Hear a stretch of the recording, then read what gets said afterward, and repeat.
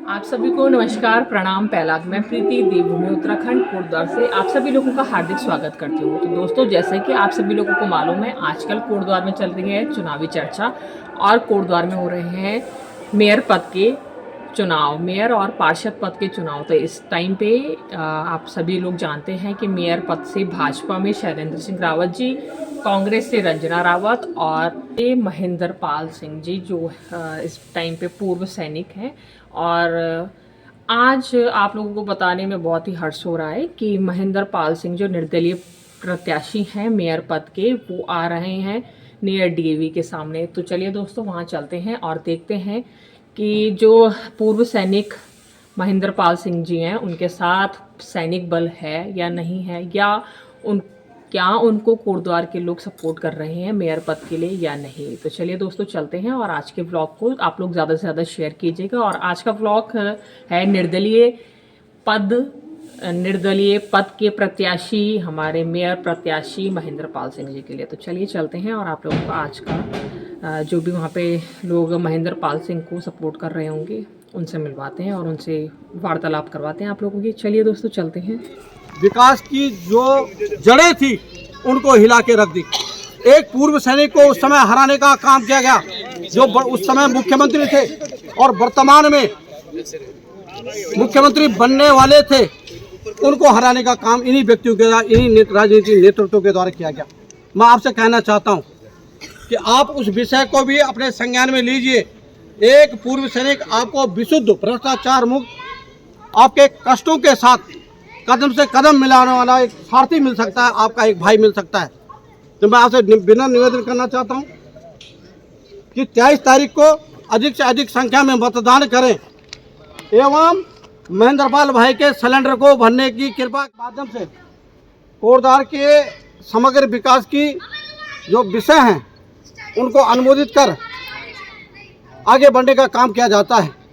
और इसके लिए आपके पास एक अनुभवी नेता नहीं, आपके पास एक अनुभवी प्रशासक की आवश्यकता है, क्योंकि हम लोग जिस प्रकार विगत 24 सालों से इन दो पार्टियों के बीच में पिसते हुए आ रहे हैं, उसके कारण कहीं न कहीं कोटद्वार ने अपने विकास की जो गति थी उसको खोया है।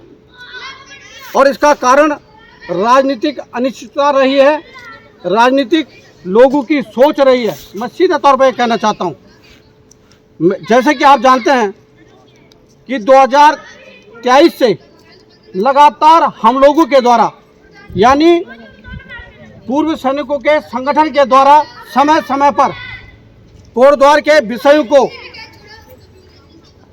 शासन प्रशासन के बीच लाने का एक प्रयास किया है, जिसमें आपने देखा होगा सर्वप्रथम हमारे द्वारा लाल ढांग चिल्लर खान रैली रोड के लिए एक बहुत बड़ी रैली की गई थी, जिसको बहुत अभूतपूर्व सफलता और योगदान आप लोगों के द्वारा हमें मिला था। और उसके बाद तदुपरांत वहाँ पर एक ऐसी आपदा आई कोटद्वार के अंदर कि पांचों पुल कुछ तो ध्वस्त हो चुके थे, कुछ ध्वस्त होने के कगार पे थे। उस समय भी हमने एक अभूतपूर्व रैली निकालकर सरकार को जगाने का प्रयास किया और इसी धारा को हम आगे बढ़ाते हुए मोटर नगर जो बस अड्डा आप जानते हैं विगत 12 सालों से बिल्कुल कोटद्वार के चेहरे पे एक दाग है के रूप में विकसित हुआ है, उसके लिए भी हमने अभूतपूर्व एक रैली की और जिसके माध्यम से हमने सरकार और प्रशासन के बीच में अपनी पैठ बनाने का काम किया। और उसी कड़ी में मैं लगातार अपने पूर्व सैनिकों के साथ, अपनी वीर माताओं के साथ निरंतर कार्य करता रहा और जिसमें हम काफ़ी हद तक अपने पूर्व सैनिकों को, अपनी वीर माताओं को, उनके आश्रितों को जोड़ने में सफल रहे हैं। आज जिसकी परिणति है कि आप लोगों का अभूतपूर्व समर्थन, प्यार और सहयोग हमें मिल रहा है। आप जानते हैं कि किस प्रकार के सर्वे आजकल कोटद्वार के अंदर किए जा रहे हैं और ये सर्वे पानी के माध्यम से, घरों के माध्यम से, सीवरेज लाइन के माध्यम से, बिजली के माध्यम से आने वाले दिनों में आपके ऊपर कोटद्वार में टैक्सेस की मार पड़ने वाली है।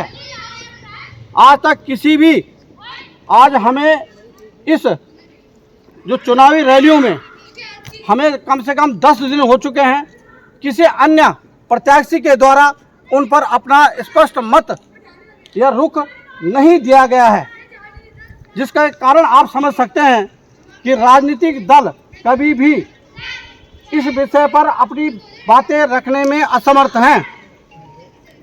हम जानते हैं कि नगर निगम हमने मांगा नहीं था, नगर निगम हमारे ऊपर थोपा गया, और इस जो पूरी प्रक्रिया की एक सबसे बड़ी कड़ी होती है वह होता है कि नगर निगम के टैक्सेस के माध्यम से यहाँ की आर्थिकी को बढ़ाना, नगर निगम के आय के स्रोतों को बढ़ाना। लेकिन आज इस परिस्थिति में जबकि यहाँ पे लाइट है तो तारें झूल रही हैं, पानी है तो नल नहीं है, नल है तो पुराना हो चुका है, कहीं सीवरेज लाइन नहीं है, ड्रेनेज लाइन नहीं है, एक के घर से पानी दूसरे के घर में जा रहा है, सुबह से शाम तक उनमें आपसी विवाद की समस्याएं बनी रहती हैं।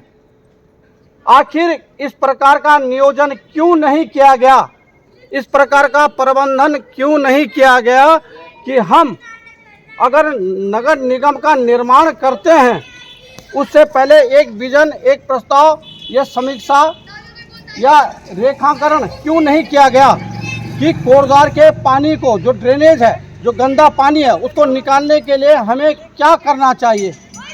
हमें स्वच्छ जल देने के लिए हमें नलकूपों की आवश्यकता है, पानी के स्रोतों को बढ़ाने की आवश्यकता है।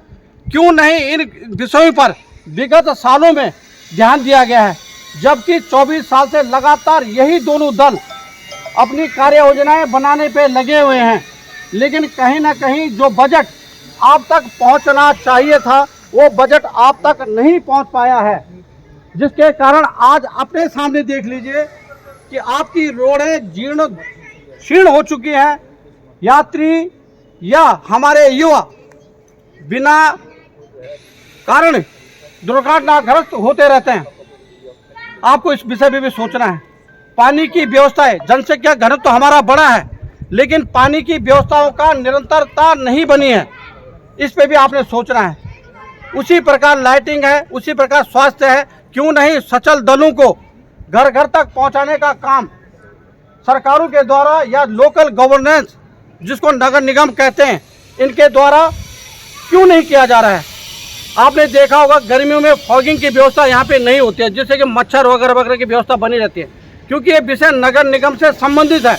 हम ये नहीं कह सकते कि हम जिला निर्माण कर देंगे, क्योंकि यह इकाई अलग है और वो इकाई अलग है। वो विषय नगर निगम क्षेत्र के अंतर्गत नहीं आता है। लेकिन फिर भी हम आपको विश्वास दिलाते हैं कि प्रथम बैठक में हम जिला निर्माण के लिए 40 पार्षदों के माध्यम से एक प्रस्ताव पास कर राज्य सरकार को भेजने का काम करेंगे। सही चीज गलत होनी चाहिए कि नहीं होनी चाहिए। दूसरी व्यवस्था, कोटद्वार में स्वास्थ्य सेवाओं को बढ़ाने के लिए एक मेडिकल कॉलेज की स्थापना के लिए लगातार 6 बार शिलान्यास कर वही चुनाव के दौरान की गई, लेकिन धरातल पर वह योजना भी अपना मूर्त रूप नहीं ले पाई। मैं अभी वहीं पे से आ रही हूँ इस टाइम पे, और बहुत लोगों ने महेंद्रपाल सिंह जी को आश्वासन दिया है कि हम लोग आप लोगों के साथ हैं। तो ये तो 23 तारीख ही बताएगी कि कौन किसके साथ है और किसका पल्ला इस टाइम पे कोटद्वार में भारी है। तो चलिए दोस्तों, 23 तारीख का इंतज़ार करते हैं, और आप सभी लोगों से उम्मीद और आशा करूँगी कि आप लोग ब्लॉग को ज़्यादा से ज़्यादा शेयर करेंगे, और आप जिस किसी को भी वोट देंगे अपने मत का ज़रूर प्रयोग कीजिएगा और अच्छे व्यक्ति को सपोर्ट कीजिएगा।